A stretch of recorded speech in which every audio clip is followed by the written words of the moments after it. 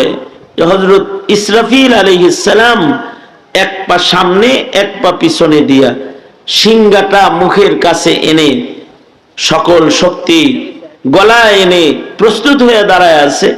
আল্লাহ তাআলা নির্দেশ করলেই তিনি বাঁশি বাজাবেন, ইসরাফিলে ফু দিবেন, এই সিংহায় ফুৎকার দেওয়ার জন্য প্রস্তুত হয়ে দাঁড়ায় আছে। কিন্তু কবে কিয়ামত হবে এর আগে হযরত ইসরাফিলের এটা কখনোই আসবে না দিলের ভেতরে।